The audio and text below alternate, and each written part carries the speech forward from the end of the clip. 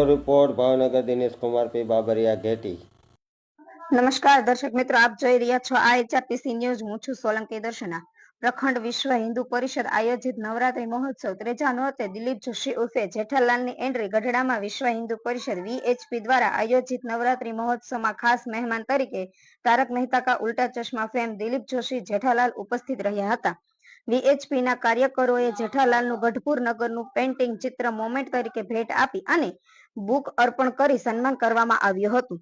સાથે ભોળાભાઈ રબારી અને સુખદેવભાઈ ધામેલિયાનું ભવ્ય સ્વાગત કરવામાં આવ્યું હતું। દિલીપ જોશીએ તેમની આગામી કોમેડીથી શૈલીથી દર્શકોનું મનોરંજન કર્યું હતું। તેમણે સૌપ્રથમ ઉપસ્થિત લોકોને નવરાત્રીની શુભેચ્છાઓ પાઠવી હતી। કાર્યક્રમ દરમિયાન તેમણે યુવાનોને વ્યસન મુક્ત જીવન જીવવાની અપીલ કરી હતી। જેઠાલાલને જોવા માટે મોટી સંખ્યામાં ચાહકો ઉમટી પડ્યા હતા। ચાહકોએ તેમની સાથે સેલ્ફી લેવા માટે ભારે ઉત્સાહ દર્શાવ્યો હતો। આ પ્રસંગે નવરાત્રી મહોત્સવમાં મોટી સંખ્યામાં ભક્તો ઉપસ્થિત રહ્યા હતા। નવરાત્રી દરમિયાન પોલીસની સી ટીમ પણ સેવા આપી રહી હતી અને દરરોજ રાસ ગરબા અને પ્રત્યેક ઇનામો પણ અર્પણ કરવામાં આવી રહ્યા છે। Bureau report Dinesh Kumar Babariya Gheti. ખરેખર આપણે જેમ કહીએ ને કે ભાઈ કરતા હતા ભગવાન જ છે, એટલે આપણાથી તો સૂકું પાંદડું પણ હલે એમ નથી, પણ ભગવાનની કૃપા હોય। પણ એના માટે આપણે એક સત્સંગી જીવન જીવવું પડે, શુદ્ધ જીવન જીવવું પડે તો આપણી ઉપર ભગવાનની કૃપા રહે। એટલે એના માટે ખાસ તો બસ આજની જે યુવા પેઢી છે એને ખાસ તો મારે કહેવાનું કે ભાઈ વ્યસનથી દૂર રહેજો, કારણ કે આપણે ગુજરાતમાં બીજું નહીં પણ એક પાન માવા ને એનું વ્યસન ઘણું ઘર કરી ગયું છે। આપણે એનાથી જેટલા દૂર રહીએ એટલું સારું। અને જેમ જેઠાલાલ ચંપકલાલના હંમેશા પગે પડતા હોય છે ને એના આશીર્વાદ લેતા હોય છે, એમ આપણે પણ ભલે ગમે એટલા મોટા બનીએ આપણા મા બાપને ક્યારેય ભૂલવાના નહીં, કારણ કે આપણા મા બાપ છે તો આપણે છીએ। એમની હંમેશા છેલ્લા શ્વાસ સુધી આપણે એમની સેવા કરવાની। અને બસ ભગવાન સ્વામિનારાયણ અને પરમ પૂજ્ય પ્રમુખ સ્વામી મહારાજ, પરમ પૂજ્ય પ્રગટ ગુરુ મહંત સ્વામી મહારાજના આશીર્વાદ આપ સૌ પર હંમેશા રહે એ જ આજે પ્રાર્થના। જય સ્વામિનારાયણ।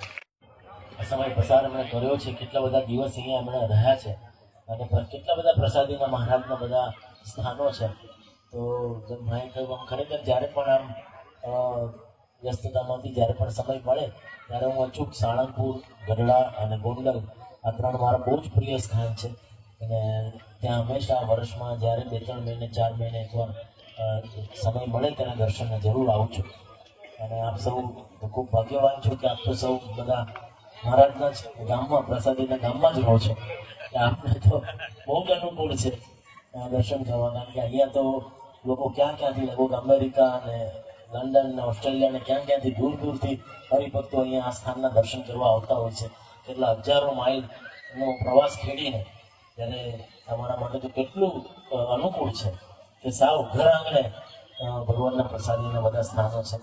તો બસ જેમ પરમ પૂજ્ય પ્રમુખ સ્વામી મહારાજ અને પ્રગટ ગુરુ મહંત સ્વામી મહારાજ એના મને આશીર્વાદ મળ્યા છે, એમની કૃપાથી જ હું માનું છું કે આજે જે કાંઈ આપણે સિદ્ધિ ગણીએ તો સિદ્ધિ પણ જે કાંઈ પોતાનું સ્થાન લઈ લેવું અને VHPના તમામ સભ્યોને વિનંતી કે વ્યવસ્થામાં મદદરૂપ બની અને આજના